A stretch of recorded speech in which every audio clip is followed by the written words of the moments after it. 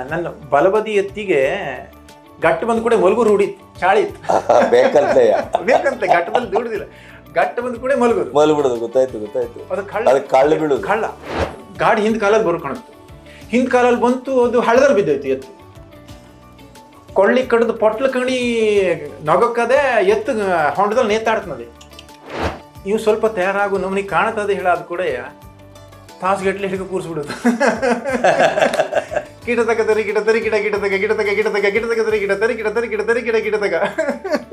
PUC second ಇಯರ್ದಲ್ಲಿ ನನಗೆ pass ಮಾಡ್ಲಿಕ್ಕೆ ಆಗಲಿಲ್ಲ.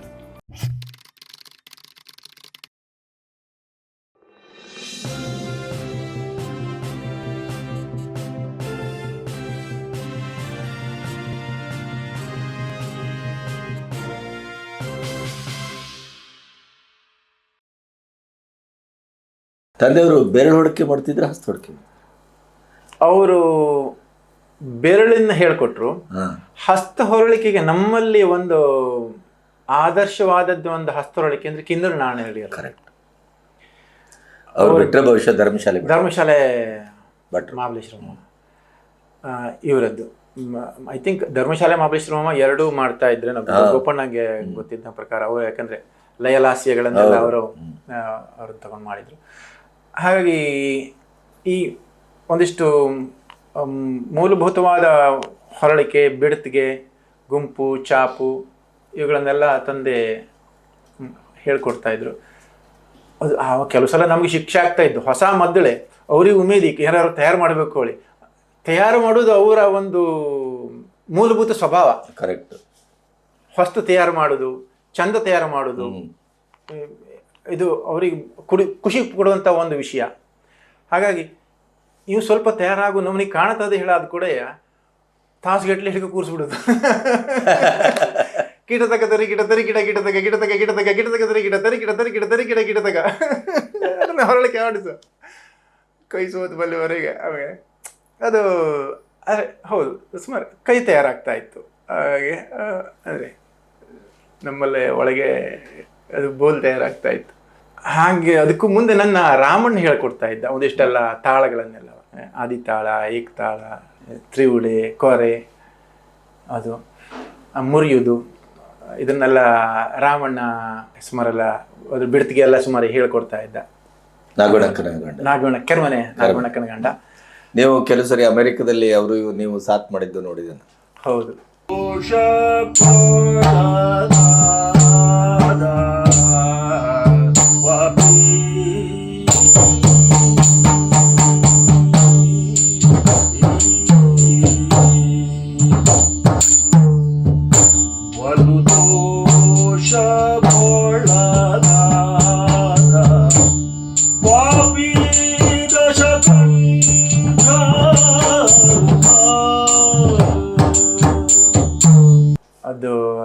ಅದು ಒಂದು ನನಗೆ ಬಯಸದೇ ಬಂದ ಒಂದು ಭಾಗ್ಯ.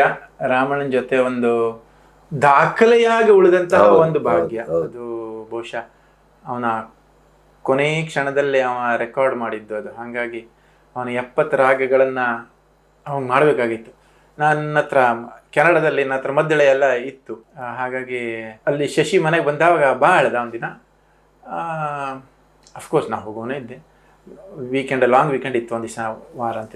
ಲಾಂಗ್ ವೀಕೆಂಡ್ ಅಂದರೆ ನಮಗೆ 3 ದಿನ ರಜೆ. ಅವಾಗಲೇ ಬರ್ತೇನೆ ಅಂತ ಹೇಳಿದೆ. ಬಂದವಾಗ ಬಂದೆ ಭಾರಿ ಉತ್ಸಾಹದಲ್ಲಿ. ಇವತ್ತು ನಾನು ಹೇಳಿದೆ, ನಾನು ತಾಳ ಮತ್ತು ಮದ್ದಳೆ ತಗೊಂಬತ್ತೆ. ಹೋದನ ಬದ್ದವ ಚಿಕ್ಕ ಜಪ್ಪನಾಗ ಹೇಳ್ಕೊಂಡೆ. ಅವನು ಒಂದು ಟಿಪಿಕಲ್ ಉತ್ಸಾಹ, ಯಾವಾಗಲೂ ಉತ್ಸಾಹ ರಾಮಣ್ಣಂಗೆ. ಅವನಿಗೆ ಯಕ್ಷಗಾನದ ಬಗ್ಗಾಗಿ, ಸಂಗೀತದ ಬಗ್ಗಾಗಿ ಯಾವಾಗಲೂ ರೆಡಿ ಅವನು. ಹಾಗೆ ಒಂದಿಷ್ಟು ಕೂತು ನಾ ಏನು ಇದನ್ನು ತಗೊಂಡು ಹೋಗಲಿಲ್ಲ. ಅವನು ಎಂತ ಮಾಡ್ತಾಳೆ ನನಗೂ ಗೊತ್ತಿಲ್ಲ. ನಾನು ಲೆಕ್ಕ ಕೂತು ಒಂದಿಷ್ಟು ಮಜಾ ಮಾಡಿ ಬರುವ, ಅಲ್ಲಿ ಬಾರಿಸಿ ರಾಮಣ್ಣ ಹತ್ರ ಒಂದಿಷ್ಟು ಪದ್ಯ ಹೇಳಿಸಿ ಹಾಗೆ ಒಂದಿಷ್ಟು ಮಜಾ ಮಾಡಿ ಬರುವಾಗ ನಾನು ಮದ್ದಳೆ ತಗೊಂಡೋಗಿದ್ದೆ. ರೆಕಾರ್ಡ್ ಮಾಡಿಬಿಡೋಣ ಅಂದ. ಹೌದು, ನಾ ಎಂತ ಜುಬ್ಬಗೆ ಬಂತು ನನದಿದ್ದ ಹಾಯ್ಕಳ ಅದನ್ನು ಅವತ್ತು ಅವನದೇ ಜುಬ್ಬ ಹಾಕಿ ಅವ್ನು ನಾನು ಕೂರಿಸಿ ಚಂದ ಮಾಡಿ ಅವನೇ ಎಲ್ಲ ಹಿಂಗೆ ಮಾಡು ಕಡೆ. ಅವತ್ತು ಅಲ್ಲಿ ಶಶಿನೂ ಕುಣಿಸಿ ಎಲ್ಲ ಒಂದಿಷ್ಟು ಅವಂಗ ಆ್ಯಕ್ಚುಲಿ ಇನ್ನೂ ರೆಕಾರ್ಡ್ ಮಾಡೋದಿತ್ತು. ಅವನು ಅಷ್ಟು 70 ರಾಗದ್ದು ಅಷ್ಟು ರೆಕಾರ್ಡ್ ಮಾಡಿಬಿಡುವ. ನನಗೆ ಅವತ್ತು ಮರುದಿನ ನಾನು ಹೊರಡುವಿದ್ದೆ. ಅವತ್ತಿಂದ ಭಾರಿ ಬೇಜಾರು ಬಿಟ್ಕೊಂಡ. ಅರೆ ಹೋಗ್ತಾರನ ಬದ್ದ ಹೋಗ್ತಾರ, ನನ್ನ ಕಾರ್ನಲ್ಲಿದ್ದರು ಬಂದು ಹೌದು ನಂಗೆ ಬದ್ದ ಹೋಗ್ತಾರನ ಅಂದರೆ ಅವಂಗೆ ಇನ್ನೂ ಒಂದು ಅರ್ಧ ಉಳಿದಿತ್ತಲ್ಲಿ ಕೆಲಸ ಬಾಕಿ. ಅವ್ನ ಕೆಲಸ ಅಂದ್ರೆ ಒಂದ್ಸಲ ತಗೊಂಡ್ಮೇಲೆ ಫುಲ್ ಶಿಸ್ತಾಗಿ ಮಾಡ್ಬೇಕು. ಅವ್ನು ಶಿಸ್ತು ಯಾವಾಗಲೂ ರಾಮಣ್ಣಂದು. ಅವಂಗೆ ಅವನು ಆ ವೇದನೆ ನನಗೆ ಆವಾಗ ಅರ್ಥ ಆಗಲಿಲ್ಲ, ಅದು ಅಷ್ಟು ಅರ್ಥ ಆಗಲಿಲ್ಲ, ಅಥವಾ ನಾನು ಅದನ್ನು ಮೇಲಿದ ಮೇಲೆ ಹಾರಿಸ್ಬಿಟ್ಟು ನನ್ನ ಬಹುಶಃ ಆ ವೇದನೆ ನನಗೆ ಇವಾಗ ಕಾಡ್ತಾ ಇದೆ. ಅಂದರೆ ಅವನ ಒಂದು ನಾನು ಅಟ್ಲೀಸ್ಟ್ ಒಂದು ನಿಂತ್ಕೊಂಡು ಮಾಡಿದ್ರೆ ಅವನ ಪಾಪ ಒಂದು ದಾಖಲೆ ಆಗೋಳಿತಿತ್ತು, ತೃಪ್ತಿ ಆಗುವಂತಹ ಅವಂಗೊಂದು ಏನೋ ಒಂದು ತೃಪ್ತಿ ಆಗುವಂತಹ ಒಂದು ಕೆಲಸ ನನ್ನಿಂದ ಒಂದು ಅವಂಗೆ ಸಿಗ್ತಾ ಇತ್ತು ಹೇಳುವಂಥ ಒಂದು ಹೌದು ಆ ಒಂದು ನನಗೆ ಸ್ವಲ್ಪ ಅದು ಸ್ವಲ್ಪ ಆವಾಗ ಕಾಡ್ತದೆ. ರಾಮಣ್ಣ ಹೌದು ನನಗೆ ನನ್ನ 8ನೇ ತರಗತಿ ನಂತರ ನಾನು ನನ್ನ ಸಣ್ಣಕ್ಕನ ಮನೆಗೆ ಹೋದೆ. ನನಗದೇ ನಾನು ಇನ್ನೊಂದು ನನ್ನ ದಾರವನ್ನು ಹಿಡಿದುಕೊಂಡು ಬರೋದು. ಆದರೆ ಇವೊಬ್ಬ ಕಲಿಬೇಕು, ಈ ಸಂಗೀತ ಕಡೆ ಹೋಗಬಾರ್ದು ಹೇಳುವಂಥ ಒಂದಿಷ್ಟು ಅದಿತ್ತು. ನಾ ಇಲ್ಲಿ ಕ್ರಿಕೆಟ್ ಆಡ್ಕತ್ತೆ ನನ್ನ ದೋಸ್ತರಲ್ಲೇ ಇದ್ರು, ಕ್ಯಾರ್ಕೊಂಡು ಶಿವಾನಂದ ನಮ್ಮ ಸಂಗಡಿಗರಲ್ಲ. ನಾವು ಭಾರಿ ಆವಾಗ ಕ್ರಿಕೆಟ್ ಆಡೋದು, cork ball cricket, leather ball ನಮ್ಗೆ ಗೊತ್ತಿಲ್ಲ, ಕಾರ್ಕ್ ಬಾಲ್ ಕ್ರಿಕೆಟು. ಎಲ್ಲರೂ ಒಂದು ಬದಿಗೆ ಅವ್ರ ಮನೆ ಬ್ಯಾಣದಲ್ಲೇ ಪಿಚ್ಚ ಮಾಡೋದು, ಕಾರ್ಕ್ ಬಾಲ್ ಕ್ರಿಕೆಟ್ ಆಡೋದು. ನೀವು ಇತ್ಲ ಬದಿಗಿದ್ರೆ ಕ್ರಿಕೆಟ್ ಹಾಳಾಗಿ ಹೋಗ್ತಾ ಹಾಕೊಂಡು ಕಾಣ್ತು. ಮತ್ತು ಸಣ್ಣಕ್ಕ ನನ್ನ ವಿಟ್ಲ ಅವ್ರ ಮನೆಗೆ ತಗೊಂಡೋಗಿ ಇಟ್ಕೊಂಡ್ರು. ಈ 9ನೇ 10ನೇತಿಗೆ ಇಲ್ಲಿಂದನೇ ಶಾಲೆ, ನೀನು ಅಲ್ಲಿ ಇವ್ರಿಗೆ ಬೇಡ ನಾನು ಕರ್ಕೊಂಡು ಹೋದ್ರು. ಅದೆಲ್ಲ ಒಂದೊಂದು ವರ. ಹೌದು. ಆವಾಗ ನನಗೆ ಅದೇ ನಾನು ಮೊದಲು ಹೇಳ್ದಂಗೆ ನನಗೆ ಇಷ್ಟವಾದದ್ದು 2 ಪ್ರೊಫೆಷನ್ ಇತ್ತು ನೋಡಿದೆ. ಮತ್ತೊಂದು ಪ್ರೊಫೆಷನ್ ನಾನು ಮೆನ್ಷನ್ ಮಾಡಲಿಲ್ಲ. ಅದು ನನಗೆ ಆವಾಗ ಅದು ಏನು ಅಂತ ನನಗೆ ಗೊತ್ತಿಲ್ಲ. ಸೈಕಾಲಜಿಸ್ಟ್ ಆಗಬೇಕು ಅಂತ ಹೇಳಿತ್ತು. ಹೌದಾ? ವರ್ಡ್ ಮಾತ್ರ ಗೊತ್ತಿತ್ತು. ಈ ಶಬ್ದ ಸೈಕಾಲಜಿಸ್ಟ್ ಅಂದರೆ ಯಾರೋ ಒಂದು ಮಾನಸಿಕ ರೋಗ ತಜ್ಞರು, ಇಷ್ಟು ಮಾತ್ರ ಗೊತ್ತಿತ್ತು. ನೀವು ಅದ್ರ ಹಿನ್ನೆಲೆಯನ್ನು ನೀವು ಊಹಿಸಬಹುದು, ಯಾಕೆ ಈ ವಿಚಾರ ಅಂತೇಳಿ ಊಹಿಸಬಹುದು. ಅಂದರೆ ಬಹಳಷ್ಟು ಕಡೆಗೆ ನಮ್ಮಲ್ಲಿ ಮಾನಸಿಕ ವೇದನೆ, ನಮ್ಮ ಹಳ್ಳಿನಲ್ಲಿ ಎಷ್ಟು ಸುಖ ಇತ್ತೋ ಅಷ್ಟೇ ಮಾನಸಿಕ ವೇದನೆಯನ್ನು ಅನುಭವಿಸೋದನ್ನ ನಾವು ಹತ್ರ ಕಂಡಿದ್ದೇವೆ. ಹೌದು, ಯಾರ ಹತ್ರ ಹೇಳ್ಕೊಳ್ತಿರ್ಲಿಲ್ಲ, ಇಲ್ಲ ಚಿಕಿತ್ಸೆನೂ ಮಾಡಿಸ್ತಿರ್ಲಿಲ್ಲ. ಇಲ್ಲ. ಹಾಗಾಗಿ ನನಗೆ ಅಂದರೆ ಒಂದ್ ವೇಳೆ ನಾನು ವಿದ್ಯೆ ಮಾಡಬೇಕು ಅಂತ ಹೇಳಿದ್ರೆ 4 ಜನರಿಗೆ ಏನಾರು ಒಂದು ಕೆಲಸಕ್ಕೆ ಬರುವಂತ ಒಂದು ವಿದ್ಯೆ, ಅಂದ್ರೆ ಇದು ಒಂದು ಕೆಲಸಕ್ಕೆ ಬರೋದು. ಆವಾಗ ನಾವು ತರಂಗ ಸುಧಾಗಳಲ್ಲಿ ನಿಮ್ಮ ಇದ್ರಲ್ಲಿ ನೋಡ್ತಾ ಇದ್ದ ಡಾಕ್ಟರ್ ಅಶೋಕ್ ಪೈ, ಮಾನಸಿಕ ರೋಗ ತಜ್ಞರು, ಅಂದ್ರೆ ಶಿವಮೊಗ್ಗದವರು. ಇದೆಲ್ಲ ಅಂದ್ರೆ ಮಾನಸಿಕ ರೋಗ ತಜ್ಞ ಅಥವಾ ಸೈಕಾಲಜಿಸ್ಟ್ ಆಗಬೇಕು ನಮ್ಮ ಹತ್ರ. ಅವಾಗ ಏನಾಗಬೇಕು ಹೇಳಬೇಕು ಗೊತ್ತಿಲ್ಲ. ಮುಂದೆ ಬರ್ತೇನೆ ಅದಕ್ಕೆ. ಮುಂದೆ ಅಂದರೆ ಈಗ ಅಂದರೆ ನಮ್ಮ ಕುಟುಂಬದಲ್ಲೂ ಕಷ್ಟ ಇದ್ದದ್ದನ್ನು ಅದು ನಮಗೆ ಸ್ವಲ್ಪ ಚುಚ್ಚಿದ, ಆವಾಗ ಆ ಕಷ್ಟ ಚುಚ್ಚುತ್ತದೆ ಯಾವಾಗಲೂ. ಇದು ಕಷ್ಟ ಅಂತ ಹೇಳಿದ ಅಥವಾ ಚುಚ್ಚುದು ಯಾಕಂದರೆ ಅದು ನನ್ನ ಸುತ್ತ ಇದ್ದವರು ಆ ವೇದನೆ ಅನುಭವಿಸಿದಾಗ ಅದು ನಮ್ಮನ್ನು ಬಾಧಿಸ್ತದೆ. ಆವಾಗ ಇದಕ್ಕೇನಾದ್ರು ಒಂದು ಸಮಸ್ಯೆಗೆ ಪರಿಹಾರ ಬೇಕು ಹೇಳೋದು. ಈ ಅಂಶಕ್ಕೆ ಹೋಗುವುದಾದರೆ ನನ್ನ ತಂದೆ ಗುಣ ಅದು. ಈ ಸಮಸ್ಯೆಗೆ ಏನಾದ್ರು ಒಂದು ಪರಿಹಾರ ಬೇಕು ಅಂತ ಸಮಸ್ಯೆನ ಸಮಸ್ಯೆಯಾಗಿ ಇಡುವಂಥ ಸ್ವಭಾವ ನನ್ನ ತಂದೆ ಇದ್ದು ಅಲ್ಲೇ ಅದನ್ನು ಅಲ್ಲೇ ಪರಿಹರಿಸ್ಬಿಡ್ಬೇಕು. ಯಾರದ್ದಾದ್ರೂ ಸಮಸ್ಯೆ ಇರಲಿ ಅದಕ್ಕೊಂದು ಪರಿಹಾರ ಬೇಕು. ಯಾರದ್ದ ಹೇಗೆ ಇದ್ರೆ ಅದಕ್ಕೊಂದು ವ್ಯವಸ್ಥೆ ಬೇಕು. ಪರಿಹಾರ ಅದು ತಾತ್ಕಾಲಿಕವಾಗಲ್ಲ, ಅದೊಂದು ಅಂದರೆ ತನ್ನಷ್ಟಕ್ಕೆ ಅದನ್ನು ಪರಿಹಾರ ಮಾಡುವಂಥ ಒಂದು ವ್ಯವಸ್ಥೆ ಬೇಕು. ಇದು ನನ್ನ ತಂದೆಯವರ ಸ್ವಭಾವ ಯಾವಾಗಲೂ. ಅವರು ಅದ್ರ ಬಗ್ಗೆ ಸುಮಾರು ಸಮಾಜದಲ್ಲಿ ಅವರು ಸ್ವಲ್ಪ ನೋವು ತಿಂದಿದ್ದಾರೆ, ಅದನ್ನು ಆದಷ್ಟರ ಮಟ್ಟಿಗೆ ಅದರ ಬಗ್ಗೆ ಕೆಲಸ ಮಾಡಿದ್ದಾರೆ. ಹಾಗಾಗಿ ಅಂದರೆ ಅದು ಆಗಬೇಕು ಅಂತ ಇತ್ತು. ಇಲ್ಲಾಂದರೆ ಶಿಕ್ಷಕ ಆಗಬೇಕು ಅಂತ ಇತ್ತು. ಅದು ಅಂದರೆ ಈಗ ವಿದ್ಯಾದಾನ ನನಗೆ ಭಾರಿ ನನಗೆ ಹಿಡಿಸಿದ. ನಾನು ಮೊದಲೇ ಹೇಳಿದಾಗ ಎಷ್ಟೊಂದು ಈಗ ನನ್ನ ಗುರುಗಳು ನನ್ನ ಒಂದು ಪ್ರಭಾವ ಮಾಡಿದ್ದಾರೆ. ಹಾಗೆ ನಾನು ವಿಟ್ಲಕ್ಕೆ ಹೋದ್ಮೇಲೂ ಸಹ ಅಲ್ಲಿನೂ ತುಂಬ ಗುರುಗಳು ನನಗೆ ಇಷ್ಟವಾದಂಥ ಗುರುಗಳು, ವಿಶ್ವೇಶ್ವರ ಭಟ್ರು, ಪ್ರಭುಗಳು, ರೈಗಳು, ಬಹಳಷ್ಟು ಜನ ನನಗೆ ಇಷ್ಟವಾದವರು. ಸಣ್ಣಕ್ಕನ ಮನೆಯಲ್ಲಿ, ನಾಗಣ್ಣಕ್ಕನ ಮನೆಯಲ್ಲಿ, ನಾ ಸಣ್ಣಕ್ಕ ಅಂತ ಹೇಳಿ 2 ವರ್ಷ ಅಲ್ಲಿ ಶಾಲೆಗೆ ಹೋಗ್ಲಿಕ್ಕಿದ್ದೆ. ಅದು ಮತ್ತೆ 8ನೇ ಕ್ಲಾಸಿಗೆ ಮನೆಗೆ ಬಂದೆ. ಇವು ಮನೆಗೆ ಬಂದು ಮತ್ತೆ ಉದ್ಧಾರ ಆಗಿದೆ ಅನ್ಕೊಂಡಿದ್ದೇನೆ. ಪಾಪ ಸಣ್ಣಕ್ಕ ಕರ್ಕೊಂಡು ಹೋದ್ರು. ಅದಕ್ಕೇನು ಗೋವಿಂದಡ್ರು ಏನು ಹೇಳಿಲ್ಲ? ಇಲ್ಲ ಅವರಿಗೆ ಸಣ್ಣಕ್ಕನ ಮನೆಗೆ ಅದು ನನಗೆ ಸ್ವಲ್ಪ ಅಂದರೆ ತಕ್ಕ ಮಟ್ಟಿಗೆ ಸ್ಕೋರ್ ಸ್ವಲ್ಪ ಚಲೋ ಮಾಡಿದೆ. ಆವಾಗ ನಾನು ಎಲ್ಕೊಂಡು ಶಾಲೆಯಿದ್ದಾಗ ಸ್ವಲ್ಪ ಅಂದರೆ ಕಲಿಯುವ ವಯಸ್ಸಲ್ಲಿ ಸ್ವಲ್ಪ ಸ್ಕೋರ್ ಮಾಡ್ತಾ ಇದ್ದೆ. ಚಲೋ ಸ್ಕೋರು ಅಂದರೆ ಆವಾಗ ನಾವು 70-72 ಭಾಳ ಚಲೋ ಸ್ಕೋರ್. ಮತ್ತೆ ಅವಾಗೆಲ್ಲ 60% ಆದರೆ PNT ಒಳಗೆ ಕರೆದ ಕೆಲಸ ಕೊಡ್ತೀವಿ. ಹೌದು, ನನಗೆ ಹಾಗೆ SSLC ನನಗೆ ಸ್ವಲ್ಪ ಚಲೋ ಸ್ಕೋರ್ ಆಯಿತು, ಅಂದರೆ ಶಾಲೆಗೆ 2ನೇ ನಂಬರ್ ಬಂದೆ ನಾನು. ಅಲ್ಲಿ ನನಗೆ ಅಲ್ಲಿ ಶಾಲೆಯಲ್ಲಿ ಪ್ರೋತ್ಸಾಹ, ಅದು ಬರೀ ನಮ್ಮ ಗಂಡು ಮಕ್ಕಳ ಶಾಲೆ ಆಗಿತ್ತು, ಹೈಸ್ಕೂಲ್ಗೆ ಬರೀ ಗಂಡು ಮಕ್ಕಳದ್ದು, ಹೆಣ್ಮಕ್ಳದ್ದು ಬೇರೆ ಕಡೆ ಇತ್ತು, ನಾವು ಬರೀ ಗಂಡು ಮಕ್ಕಳು. ನನಗಲ್ಲಿ ಕ್ರೀಡೆ ಇದರಲ್ಲೂ ನಾನು ಭಾಗವಹಿಸ್ತಾ ಇದ್ದೆ. ನನಗೆ ಅಂದರೆ ಹೇಳಬೇಕಂದ್ರೆ ನನಗೆ ಫಿಸಿಕಲಿ ನಾನು ಸ್ವಲ್ಪ ಅಂದರೆ ದೈವತಾನುಗ್ರಹದಿಂದ ನನ್ನ ತಂದೆಯವರ ತಾಯಿಯ ಒಂದು ಬಳುವಳಿಯಾಗಿ ಗಟ್ಟಿ ದೇಹ ನನಗೆ ಸಿಕ್ಕಿದೆ. ನಾನು 1600 ಮೀಟರ್ ಅದರಲ್ಲಿ ಅವಾಗೊಂದು ಕೇಂದ್ರ ಸರ್ಕಾರದ ಯಾವುದೋ ಒಂದು ಬಂದಿತ್ತು, ನೀವು ಅದರಲ್ಲಿ ಹೈ ಜಂಪ್ ಮಾಡಬೇಕು, ಲಾಂಗ್ ಜಂಪ್ ಮಾಡಬೇಕು, ಟ್ರಿಪಲ್ ಜಂಪ್ ಮಾಡಬೇಕು, 100 ಮೀಟ್ರ್ ಓಡಬೇಕು, 200 ಮೀಟ್ರು, 400 ಮೀಟ್ರು, 1600 ಮೀಟ್ರು ಇದೆಲ್ಲ ಓಡಬೇಕು. ಅದೆಲ್ಲ ಕಂಪ್ಲೀಟ್ ಮಾಡಿದ್ರೆ ಒಂದು ಸರ್ಟಿಫಿಕೇಟ್ ಕೊಡ್ತಾರೆ. ಆವಾಗ ಹೈಸ್ಕೂಲಿದ್ದವಾಗ ಅವಾಗ ಅದನ್ನು ನಾನು ಕಂಪ್ಲೀಟ್ ಮಾಡಿದ್ದೆ. ಅವಾಗ ಅಂದರೆ ನನಗೆ ಖುಷಿಯಾಗಿತ್ತು. ಅವಾಗ ಅದೊಂದು ಸರ್ಟಿಫಿಕೇಟ್ ಕೊಡ್ತಾರೆ. ಆಮೇಲೆ ಅಲ್ಲಿ ನಾನು ಗೋಪಣ್ಣಗೆ ಚಿತ್ರ ಬಿಡಿಸೋದಿತ್ತು. ಗೋಪಣ್ಣಗೆ ಈಗಲೂ ಬರೆಯೋ ಇದಿದೆ. ಇದಕ್ಕೆಲ್ಲ ಗೋಪಣ್ಣ ಪ್ರೇರಣೆ ನಮಗೆ ಚಿತ್ರ ಬಿಡಿಸೋದಕ್ಕೆ ಅಥವಾ ಬರೆಯೋದಕ್ಕೆ. ಅವನು ಸಿಕ್ಕಾಪಟ್ಟೆ ತರಂಗ, ಸುಧಾ, ಮಯೂರ, ತುಷಾರ ಇದೆಲ್ಲ ತಗೊಬಂದು ತೊಡಿ ಹೊಡೆದಿರ್ತಾ ಇದ್ದ. ಎಲ್ಲ ಪ್ರತಿ ವಾರ ತಗೊಬರ್ತಾ ಇದ್ದ. ಆವಾಗೆಲ್ಲ ನಿಮ್ಮದನ್ನ ನಾವು ನೋಡ್ತಾ ಇದ್ದದ್ದು, ಓದ್ತಾ ಇದ್ದದ್ದು ತರಂಗದಲ್ಲಿ ಅಥವಾ ಇದರಲ್ಲಿ. ಅವಾಗ ಅಫ್ಕೋರ್ಸ್ ಇವಾಗ ಪ್ರತ್ಯಕ್ಷ ಮತ್ತು ಹತ್ತಿರದಿಂದ ನೋಡ್ತಾ ಇದ್ದೇವೆ. ಅದ್ರ ಲೇಖನ ಎಲ್ಲ ಓದೋದು ಅಥವಾ ಏನು ಗೀಚುದು, ನಮಗೆ ಬೇಕಾದ ಪದ್ಯ ಗೀಚುದು. ಆವಾಗ ಸ್ವಲ್ಪ ತಲುಬಿತ್ತು. ವ್ಯಂಗ್ಯ ಚಿತ್ರ ಬಿಡಿಸೋ ಗೀಳಿತ್ತು. ಆವಾಗ ಶಾಲೆಯಲ್ಲಿ ವ್ಯಂಗ್ಯ ಚಿತ್ರ ಬಿಡಿಸೋದಕ್ಕೂ ನಾನು ಆವಾಗ ಫಸ್ಟ್ ಬಂದಿದ್ದೆ. ಇದರಲ್ಲಿ ಚಿತ್ರ ಬಿಡಿಸೋದಕ್ಕೆ ಹೇಳಿ ಅಂದರೆ ತಕ್ಕ ಮಟ್ಟಿಗೆ ಬಿಡಿಸ್ತಾ ಇದ್ದೆ. ಆದರೆ ಮತ್ತಾರು ಅಷ್ಟು ಬಿಡಿಸದೇ ಇರೋದ್ರೆ ನನಗೆ ಫಸ್ಟ್ ಬಂತು ನಾನು ಅಂದ್ಕೊಳ್ತೇನೆ. ಹಾಗಾಗಿ ಅಂದರೆ ಈ ಕಲಾತ್ಮಕವಾಗಿ ಅಂದರೆ ಒಂಥರ ಪೋಷಿಸೋ ಒಂದು ವಾತಾವರಣ ನನಗೆ ಸಿಕ್ಕಿದೆ ಅಂತೇಳಿ ನಾನು ಅಂದ್ಕೊಳ್ತೇನೆ. ಅಂದರೆ ಮೊದಲಿಂದನೂ ಅದ್ರ ಬಗ್ಗೆ ನನ್ನ ಸೌಭಾಗ್ಯ ಅದು. ನನಗೆ ಗೊತ್ತಿಲ್ಲದೆಯೋ ನಾನು ಆ ವಾತಾವರಣನ ಪಡ್ಕೊಂಡಿದ್ದೇನೆ. ನನಗೆ ನಾನು ಬಯಸಿದ್ನೋ ಇಲ್ಲ ನನಗದು ಗೊತ್ತಿಲ್ಲ, ಬಟ್ ಸಿಕ್ಕಿದೆ, ಖುಷಿಪಟ್ಟಿದ್ದೇನೆ. ಸಿಕ್ಕಿದ್ದನ್ನು ಅನುಭವಿಸಿದ್ದೇನೆ, ಖುಷಿಪಟ್ಟಿದ್ದೇನೆ. ಅದನ್ನು ಈಗ ನೆನ್ಕೊಳ್ಳಿಕ್ಕೂ ಖುಷಿ ಆಗ್ತದೆ. ಅಂದರೆ ನನಗೆ ಸಿಕ್ಕಿದ್ದನ್ನು ಆ ಒಂದು ವಾತಾವರಣ ಇದ್ದದ್ರಿಂದ ನನಗೆ ಒಂದು ಡೈರೆಕ್ಟ್ಲಿ ಇಂಡೈರೆಕ್ಟ್ಲಿ ಅದು ನಮ್ಮ ವ್ಯಕ್ತಿತ್ವದ ಮೇಲೆ ಏನೋ ಒಂದು ಚಿಕ್ಕ ಪುಟ್ಟ ಪರಿಣಾಮವನ್ನು ಬೀರಿಯೇ ಹೋಗ್ತದೆ ಅದು. ಹಾಗಾಗಿ ಅದನ್ನು ಖುಷಿಪಟ್ಟಿದ್ದೇನೆ, ಸಕಾರಾತ್ಮಕವಾದ ಪರಿಣಾಮವನ್ನು ಬೀರಿದೆ. ಹಾಗಾಗಿ ಎಲ್ಲ ಅಂದರೆ ಈಗ ಸಣ್ಣಕ್ಕನ ಮನೇಲಿ ಉಳಿದಾಗ ನನಗೆ ಭಾವಗೀತೆಗಳ ಒಂದಿಷ್ಟು ಪರಿಚಯ ಆಯಿತು. ಸಣ್ಣಕ್ಕ ಆಕಾಶವಾಣಿ ಹಾಡ್ತಾ ಕಂಪೋಸ್ ಮಾಡ್ತಾ ಇದ್ಲು. ಬಹಳ ಚಂದವಾಗಿ ಕಂಪೋಸ್ ಮಾಡ್ತಾಳೆ. ಅಫ್ಕೋರ್ಸ್ ಚಂದವಾಗಿ ಹಾಡ್ತಾಳೆ ಸಹ, ಬಹಳ ಚಂದವಾಗಿ ಹಾಡ್ತಾಳೆ. ಭಾವನಾತ್ಮಕವಾಗಿ ಸಣ್ಣಕ್ಕನ ಕಂಪೋಸಿಂಗು.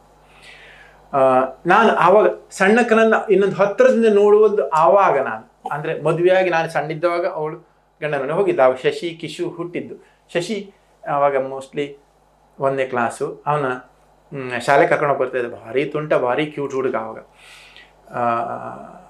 ಕಿಶುನು ಹಾಗೆ ಭಾರಿ ಕ್ಯೂಟ್, ಸಣ್ಣ ಬೇಬಿ. ನಾನು ಅವ್ರ ಮನೇಲಿ ಇದ್ದೆ. ಆವಾಗ ನನಗೆ 9ನೇ 10ನೇ. ಇನ್ನೊಂದು ಅಂದರೆ ಆವಾಗ ರಾಮಣ್ಣ ಮನೆಯಲ್ಲಿ ಲೆಕ್ಚರರು, ಅಂದರೆ ಅವರ ಜೂನಿಯರ್ ಕಾಲೇಜ್ ಲೆಕ್ಚರರು ರಾಮಣ್ಣ. ಅದು ರಾಮಣ್ಣ ಹತ್ರ ಲೆಕ್ಚರರು. ನನಗೆ ರಾಮಣ್ಣ ಲೆಕ್ಕ ಕೇಳಲಿಕ್ಕೆ ಹೆದರಿಕೆ. ರಾಮಣ್ಣ ಒಂದ್ಸಲ ಕೈ ತಕ್ಕ ಕೂತ್ಕೊಂಡ್ರೆ ಫುಲ್ ಬಿರೋಲರಿಗೆ ಬಿಡುದಿಲ್ಲ. ಆ ರಾಮಣ್ಣ ಆದರೆ ಹೇಳ್ತಾ ಇದ್ದ ಅವಂಗೆ ಮೋಸ್ಟ್ಲಿ ಅವಂಗೆ ನನ್ನ ಹತ್ರ ಕೇಳತ್ನಾ ಇಲ್ಲೇ ಹೇಳುವಂತ ಅಂತ. ಬಟ್ ನನಗೆ ಕೇಳಲಿಕ್ಕೆ ಯಾಕಂದ್ರೆ ನನ್ನ ಒಂಥರ ಅದೊಂಥರ ನಮ್ಮ ಇನ್ಫೀರಿಯಾರಿಟಿ, ನನಗೆ ಬರೋದಿಲ್ಲ ಅಂತ ಹೇಳುವಂಥ ಒಂದು ಇನ್ಫೀರಿಯಾರಿಟಿ ನನ್ನ ತಡಿತಾ ಇತ್ತು ಅವಾಗ.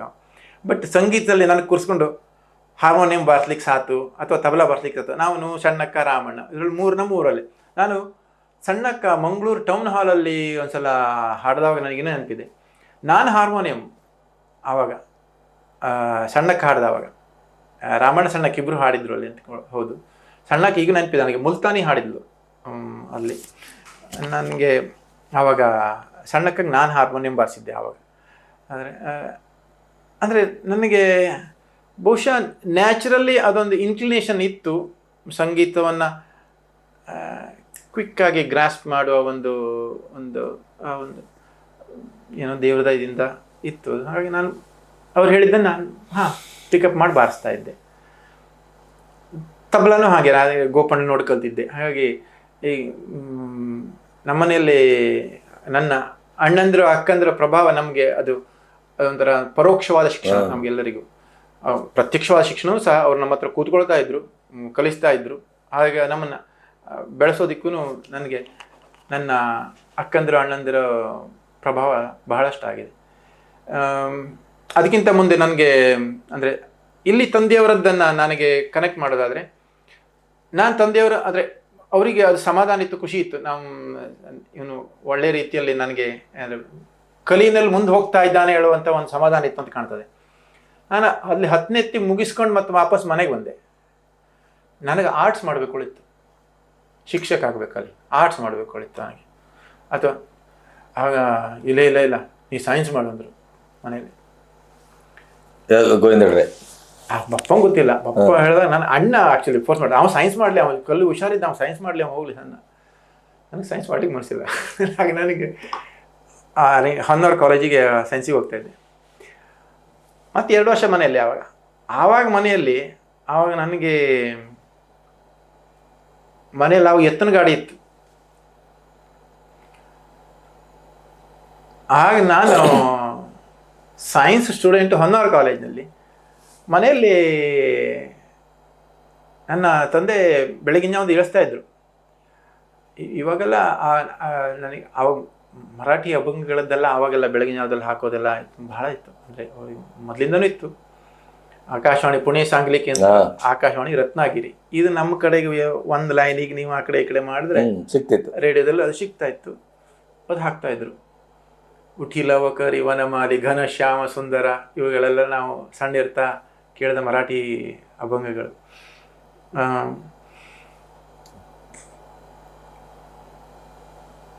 ನನಗೆ ಎತ್ತಿನ ಗಾಡಿ ಜವಾಬ್ದಾರಿ ಕೊಟ್ಟಿದ್ರು. ಆವಾಗ ನಾನು 18ಕ್ಕೆ ಹೋಗಬೇಕು, ಅಲ್ಲಿ ತೊಳಸಾನಿಗೆ ಹೋಗಬೇಕು. ಅಲ್ಲಿಂದ ಬೇಸಿಗೆಯಲ್ಲಿ ಸೌದಿ, ಹಾಗೆ ತೆರಕು, ಮಳೆಗಾಲದಲ್ಲಿ ಸೊಪ್ಪು ಗಾಡಿ ತುಂಬ್ಕೊಂಬರೋದು. ತಾಳಿ ಮಡ್ಲಿ ಇರಲಿಲ್ವಾ? ತಾಳಿ ಮಡ್ಲು ಅಂತ ನನಗೆ ತಂದು ನೆನಪಿಲ್ಲ. ಮೋಸ್ಟ್ಲಿ ಅದೊಂದು ಆ ಟೈಮ್ನಲ್ಲಿ ಮೋಸ್ಟ್ಲಿ ಅದು ಒಳ್ಳೆ ಪ್ರಶ್ನೆ ಅದು. ಯಾಕೆಂದ್ರೆ ಬಹುಶಃ ಆ ಟೈಮ್ನಲ್ಲಿ ನಮಗೇನು ಪರೀಕ್ಷೆಗೆ ಈಶ್ವರ ನಡೀತಾ ಇತ್ತು. ಈ ಮನೆ ಹೊದಿಸೋ ಟೈಮಲ್ಲಿ ನಮ್ಗೆ ಆ ಪರೀಕ್ಷೆ ಟೈಮಿಂಗ್ ಇರ್ಬೋದು. ಹಾಗಾಗಿ ಆಗ ನನಗೆ ಗಾಡಿ ಓಡಿಸುವ ನನಗೆ ಆಗ ಗಾಡಿ ಓಡಿಸ್ತಾಮಿಲ್ಲ. ಆಗ ನನಗೆ ಕೈಕಟಗೇರಿ ಶಿವರಾಮ ಅಂತ ಹೇಳಿದ್ದೆ, ಕೆರಕೊಂಡ ರಾಮ್ ಶೆಟ್ಟಿ, ಇವರೆಲ್ಲ ಕೆಲವು ದಿನ ನನ್ನ ಸಂತಿಗೆ ಬರ್ತಾ ಇದ್ರು. ಆ ಕೈಕಟಗೇರಿ ಶಿವರಾಮನ್ ಸಂತಿಗೆ ಆ ಬೆಟ್ಟಕ್ಕೆ ಹೋಗಿ ಅಡುಗೆ ಮಾಡಿ ಉಂಡದ್ದೆಲ್ಲ ನೆನಪಿದೆ. ಅಲ್ಲಿ ಇದ್ಕೊಂಡು ಗಾಡಿ ತುಂಬಿಸ್ಕೊಂಡು ಇಲ್ಲಿಂದ ಆ ಕಡಿ ರಸ್ತೆ ಅಲ್ಲಿ ಇದರ ಘಟ್ಟ, ಅಠಾರ ಘಟ್ಟ, ಮಂಜು ಭಂಡಾರಿ ಮನೆ ಘಟ್ಟ ನಾ ಯಾವತ್ತೂ ಜೀವನದಲ್ಲಿ ಮರೆಯುವುದಿಲ್ಲ. ಎಂತಕ್ಕೆ ಕೇಳಿದ್ರೆ ನನ್ನ ಎತ್ತು ಕೆಳಗೆ ಬಿದ್ದಿತ್ತು. ನಾವು ಒಬ್ಬನೇ ಆ ದಿವಸ ಅದು ಹಿಂದೋಗ್ಬಿಡ್ತ ಗಾಡಿ. ಅದು ಒಂದು ಎತ್ತಿಗೆ ನನ್ನ ಬಲಬದಿ ಎತ್ತಿಗೆ ಗಟ್ಟು ಬಂದು ಕೂಡ ಮಲಗೂರು ರೂಢಿತ್ತು, ಚಾಳಿ ಇತ್ತು. ಬೇಕಂತಲೇ ಗಟ್ಟದಲ್ಲಿ ದುಡಿದಿಲ್ಲ, ಗಟ್ಟು ಬಂದು ಕೂಡ ಮಲಗುದು. ಗೊತ್ತಾಯ್ತು. ಅದು ಕಳ್ಳ. 2 ಜೊತೆ ನೋಡಿದ್ದೇನೆ. ಒಂದು ನಮ್ಮ ಹತ್ರ ಅವಾಗ ಕೆಂಪು ಎತ್ತನ ಜೋಡಿ ಇತ್ತು, ಮತ್ತೊಂದು ಬಿಳಿ ಎತ್ತನ ಜೋಡಿ ಇತ್ತು. ಅದು ಆ ಒಂದು ಜೋಡಿ ಆಮೇಲೆ ಕೊಟ್ಟು ಮತ್ತೊಂದು ಜೋಡಿ ತಗೊಂಡ್ರು. ಈ ಎತ್ತು ಗಟ್ಟು ಬಂದು ಕೂಡ ಅದು ಮಂಜು ಭಂಡಾರಿ ಮನೆ ಹತ್ರ ಅದು ಸ್ವಲ್ಪ ಹಿಂಗೆ ಎಲ್ ಶೇಪ್ನಲ್ಲಿ ಇದೆ. ಹಿಂಗೆ ತಿರುಗಿ ಎಲ್ ಶೇಪ್ನಲ್ಲಿ ಬಂದಾವಾಗ ಮೇಲೆ ಎದಗಟ್ಟ ನಾವು ಮಾತ್ರ ತಿರುಗಿ ಬಂದಿದ್ದೇವೆ. ಅದು ಗಾಡೀಲಿ ಮಲಗಿಬಿಡ್ತು. ಮಲಗದ್ದೇ ನಾನು ಬಾಲ ಎಲ್ಲ ತಿರುಪದು ಮೇಲೆ ಏಳಿಸಿದ್ದೇನೆ. 18 ವರ್ಷದ ಹುಡುಗ ನಾವು, 17 ವರ್ಷ ಹುಡುಗ. ನಾವು ಒಬ್ಬನೇ ಆಯ್ತು ಗಾಡೀಲಿ. ಎದ್ದು ನಿಂತದ್ದು ಅದು ಎಳಿಲೇ ಇಲ್ಲ. ಮತ್ತೊಂದು ಎತ್ತಿ ಗಾಡಿ ಇಳಿಲಿಕ್ಕಾಗಲ್ಲ, ಫುಲ್ ಲೋಡೆಡ್ ಗಾಡಿ ಆವತ್ತು. ನಂದು ಗಾಡಿ ಹಿಂದ್ ಕಾಲಲ್ಲಿ ಬರ್ಕೊಳತ್ತು. ಹಿಂದ್ ಕಾಲಲ್ಲಿ ಬಂತು, ಅದು ಹಳ್ಳದಲ್ಲಿ ಬಿದ್ದೋಯ್ತು ಎತ್ತು. ಕೊಳ್ಳಿ ಕಡ್ದು ಪೊಟ್ಲ ಕಣಿ ನೊಗಕ್ಕದೆ ಎತ್ತು ಹೊಂಡದಲ್ಲಿ ನೇತಾಡ್ತದೆ. ಆ ಹಳ್ಳದಿಯಲ್ಲಿ ಎತ್ತು ನೇತಾಡ್ದ. ನಾ ಗಾಡಿಗೆ ಹಾರದೆ ಮೊದ್ಲಿಗೆ ಗಾಡಿಗೊಂದು ಕಲ್ಲು ಕೊಟ್ಕೊಂಡು ಈ ಕತ್ತಿ ಇತ್ತು ಹಿಂದ್ ಬದಿಗೆ. ನಾವು ಕತ್ತಿ ಇಟ್ಕೊತಿದ್ರೆ ಇದ್ರಲ್ಲಿ ಕತ್ತಿ ತಗೊಂಡು ಪೊಟ್ಲ ಕಣಿ ಮೊದ್ಲಿಗೆ ಕಡ್ದು ಹಾಕಿದೆ. ಎತ್ತು ಕೆಳಗೆ ಹಳ್ಳದಲ್ಲಿ ಇತ್ತು, ಅದರಲ್ಲಿ ನೀರಿನ ಅವಳೆಲ್ಲ ತೋಟದ ಹಳ್ಳಲ್ಲಿ ಇತ್ತು. ಗಾಡಿ ಕಡೆಗೆ ಹಂಗೆ ಅಲ್ಲೇ ರಸ್ತೆ ಬದಿಗೆ ಹ್ಯಾಂಗೋ ಮಾಡಿ ಯಾರೋ ಒಂದು 2 ಜನ ಬಂದರು, ತಗೊಂಡು ಹೋಗಿ ಅಲ್ಲೇ ಇಟ್ಟೆ. ಇವತ್ತು ಹ್ಯಾಂಗೋ ಗಾಡಿ ಹತ್ತೋದಿಲ್ಲ ಹಳೆ ಗೊತ್ತಾಯ್ತು. ಸಿಟ್ಟು ಬಂದ್ಕೊಂಡು ಬೈಕತ್ನ ಬಂದಿದೆ ಅವತ್ತು ಮನೆಗೆ. ಇನ್ನು ಮಾತ್ರ ಗಾಡಿ ತಗೊಂಡು ಹೋಗೋದಿಲ್ಲ, ಈ ಯತ್ನ ಮಾತ್ರ ತಗೊಂಡು ಹೋಗೋದಿಲ್ಲ ಹೇಳಿ. ಅದು ಒನ್ ಆಫ್ ದ ಮೆಮೊರೇಬಲ್. ಅಂದರೆ ಅದು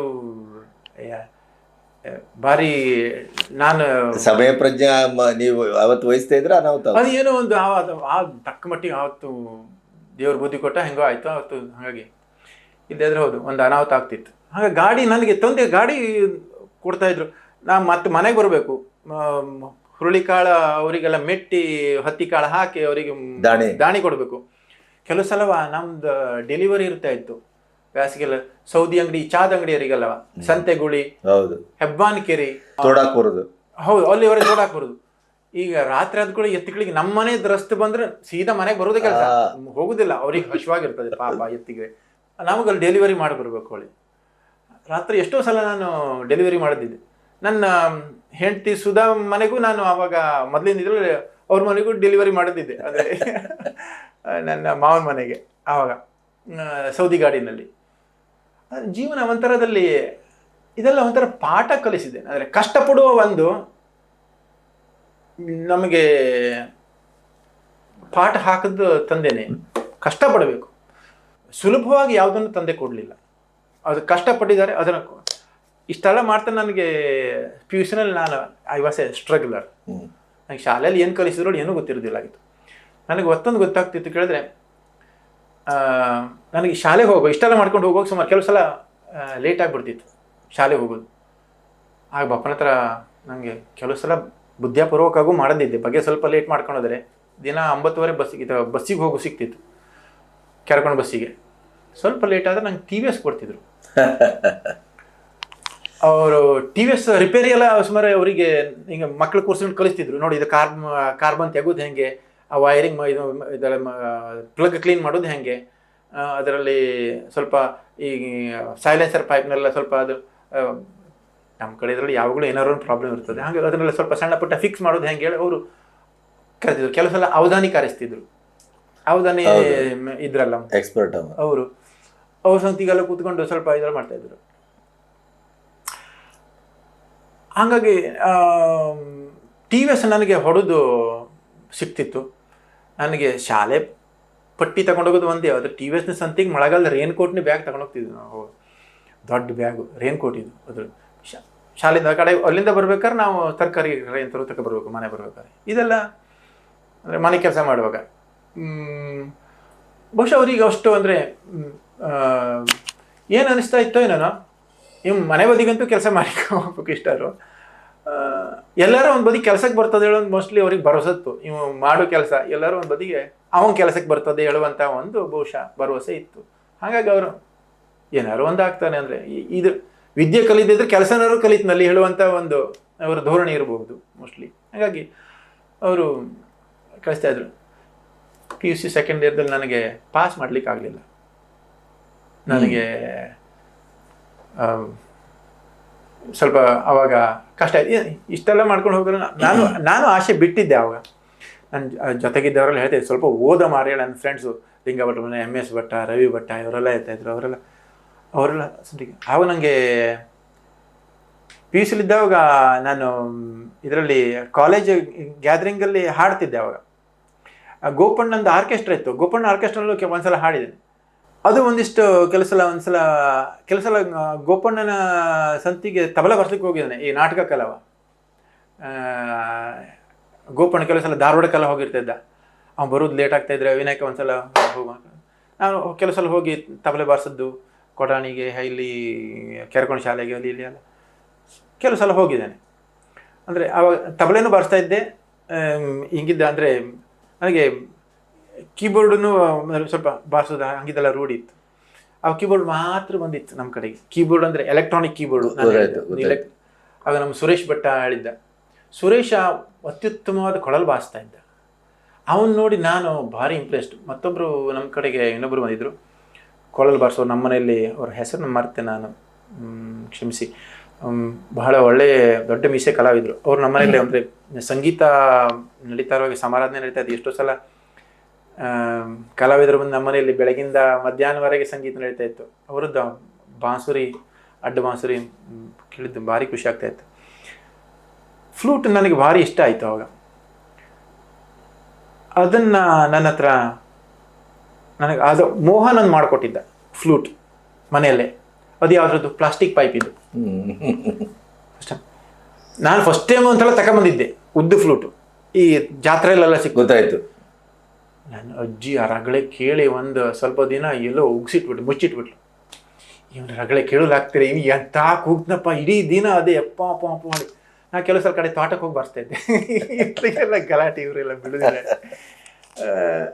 ಬಟ್ ನನಗೆ ಅದು ಕೊಳಲು ಭಾರಿ ಆಕರ್ಷಣೀಯವಾದಂತಹ ಒಂದು ವಾದ್ಯ ನನಗೆ ಮೊದಲಿಂದ. ಅದು ತಬಲಾನು ಹಾಗೆ, ಕೊಳಲು ಹಾಗೆ. ಹಾಗೆ ನಾನು ಆಮೇಲೆ ಇದು ಸುರೇಶ್ನೆಲ್ಲ ನೋಡಿ ಅಡ್ಡಿಕೊಳ್ಳಲ್ಲ ಕಡೆ ಗೋಪಣ್ಣ ಸುರೇಶ್ನೆಲ್ಲ ಹಿಂಗೆ ಹೇಳಿದ್ರು ನೋಡಿ, ಸಹ ಎಲ್ಲಿಂದ ಶುರುವಾಗ್ತು, ಪಾಯಿಂದ ಶುರುವಾಗ್ತು ಹಿಂಗೆ. ಆಮೇಲೆ ಅದನ್ನು ಇಟ್ಕೊಂಡು ನಾನೇ ನನ್ನಷ್ಟಕ್ಕೆ ಬರ್ಸ್ತಾ ಇದ್ದೆ. ಆಮೇಲೆ ದೊಡ್ಡ ಕೊಳಲು, ಮರದ ಕೊಳಲು ಹೀಗೆಲ್ಲ ಸ್ವಲ್ಪ ತಕ್ಕ ಮಟ್ಟಿಗೆ ಬಾರಿಸ್ತಿದ್ದೆ. ನನ್ನಷ್ಟಕ್ಕೆ ನಾನು ಬಾರಿಸ್ಕೊಳ್ತಾ ಇದ್ದೆ ಯಾವಾಗಲೂ. ಅದನ್ನು ನಾನು ಅಥವಾ ನನಗೆ ಅದನ್ನು ದೊಡ್ಡ ಕೊಳಲು ವಾದಕ ಆಗಬೇಕು ಅಂತ ಆ ಒಂದು ಇಚ್ಛೆನೂ ಇರಲಿಲ್ವೇ ನಾವು ಅಷ್ಟು ನನಗೆ ಅನ್ನಿಸ್ ಪ್ರಕಾರ. ಬಟ್ ನನಗೆ ಖುಷಿ ಕೊಡ್ತಾ ಇತ್ತು. ನನಗೆ ಬೇಕಾದದ್ದನ್ನು ಸ್ವಲ್ಪ ಮಟ್ಟಿಗೆ ಅದರಲ್ಲಿ ಪಡ್ಕೊಳ್ತಾ ಇದ್ದೆ. ಎಲ್ಲದೂ ಬರ್ತಾ ಇರಲಿಲ್ಲ, ಕೆಲವು ಸಲ ಫ್ರಸ್ಟ್ರೇಷನ್ ಆಗ್ತಾ ಇತ್ತು ಅದರಲ್ಲಿ. ಸ್ವಲ್ಪ ಈಗ ತೀವ್ರ ಮಧ್ಯಮ ತೆಗೆದೆಲ್ಲ ಕೊಳಲಲ್ಲಿ ಸ್ವಲ್ಪ ಕಷ್ಟದ ಹೋಯ್ತು, ಅದೆಲ್ಲ ಬರ್ತಾ ಇದೆ. ಯಮನ್ ರಾಗದಲ್ಲಿ ಅದನ್ನು ಬಾರಿಸ್ಬೇಕು ಅಂದರೆ ಕಷ್ಟ ಆಗ್ತಾ ಇತ್ತು. ಆದರೆ ಸ್ವಲ್ಪ ಮಟ್ಟಿಗೆ ಕೊಳಲು ಬಾರಿಸ್ಕೊಳ್ತಾ ಇದ್ದೆ, ಅದನ್ನು ನುಡಿಸ್ತಾ ಇದ್ದೆ.